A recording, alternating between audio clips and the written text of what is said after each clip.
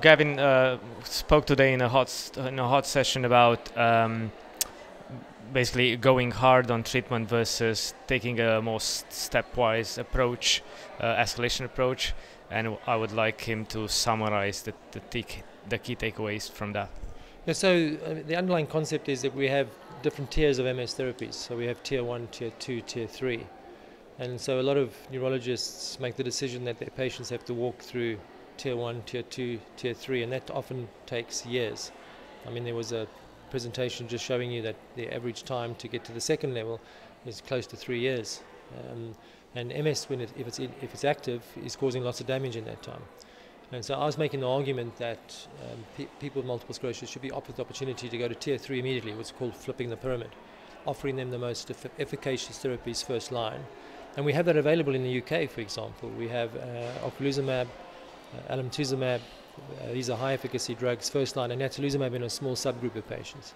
So we do have the opportunity, but a lot of people are not putting it on the table.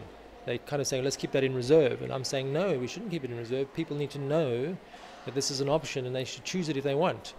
And the argument that these more resistant healthcare professionals make is that these therapies are too risky. They do have more risks, but those risks are not manageable. And who's taking the risk? The clinician, the nurse, or the patient? The patient's taking the risk. So we need to develop tools and strategies to explain to them what the risks are, how we can reduce those risks, and say to them, what do you want? Do you want to take the therapy with the risks, and we can try and reduce them?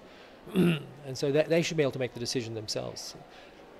One of the comments that was made in the talk is, well, they often want you to make the decision for them, but that's a choice. Actually, for the patient to say, I don't want to make this decision, there's too much information here, you make the decision for me, that's fine, because that's actually a choice. That's a patient saying, I've chosen you to make the decision for me. That's absolutely appropriate. And then we as clinicians then profile that patient and make the decision for them. So, and there is really good data now from real life databases and from trials showing you that the flipping the pyramid approach is much better on average for a patient than the slow escalation approach. So it's trying to change the paradigm. Right. So when you say flipping the pyramid, that also means that the risks are higher at the beginning, right? And you mentioned in your talk, you discussed about de-risking strategies. Yes, can you elaborate on that a little bit? It depends what therapy you're on. This is why it's difficult to generalize. So some of the treatments that are maintenance given continuously, if they're immune suppressive, let's say fingolimod, Gilenya, or Tysabri, natalizumab, those drugs are immunosuppressive and given long term. And you see the infection complications, like the opportunistic infections, going up with time. They accumulate risk. Other therapies that are what we call immune reconstitution therapies, these are the drugs that deplete the immune system, allow it to recover. When it recovers, it's normal. It's fully functional. Those treatments have risks front-loaded. When your immune system is depleted, you've got infection risks and all that. So that's what I call front-loading of risk versus cumulative increase in risk.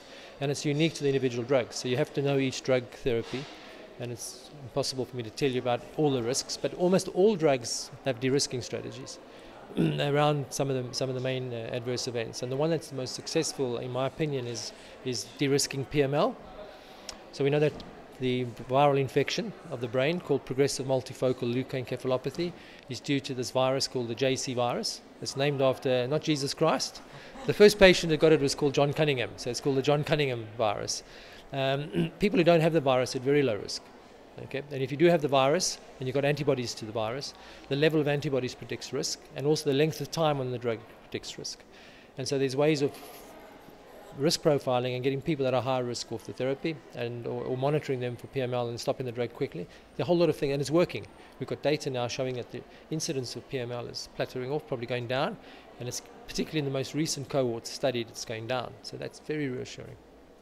Right, that's very insightful. So I wanted to ask about the last point you make, which is about immune reconstitution therapy, because I think that's kind of a new concept. So perhaps you can say a bit more about that. It's not really a new concept because we've had alemtuzumab around for a while. So these are therapies that are given in short courses. So you give them, and then you don't have to give them again, and you only retreat if there's more activity. So it's pulse therapies essentially.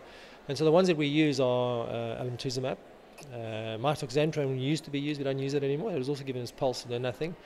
HSCT, bone marrow transplantation, that's an immune reconstitution therapy. We tend to just use it once though, not pulsed.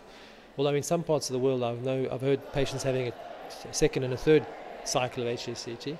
And then we've got oral cladribine, which is a new one. This is a tablet called Mavenclad. It's just been launched and it's just become available on the NHS. It's given us short courses as well. Course 1 in year 1 is just 5 days of tablets month 1, 5 days of tablets in month 2, and we repeat that cycle in year 2.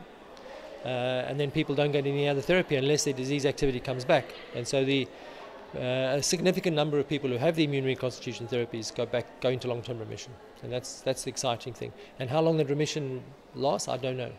I mean, there are people who've had alemtuzumab that have gone 12 or more years, no activity. So the question I'm asking, have we cured them of MS? Has their MS gone away for good? That's the question. You know, it's quite exciting that we've got treatments that could potentially cure people of MS. Doesn't repair their damage. So this is where we've got to get the definition of cure away from repair. So people can still be disabled from MS, have their disease cured and still be disabled, because it's the disability that's from the previous damage, and these treatments don't repair damage. So this is people got to understand that MS cure doesn't mean normal function. Different concepts, okay? That's very, very interesting. And maybe one final point, because we had this discussion around basically active MS. Yeah.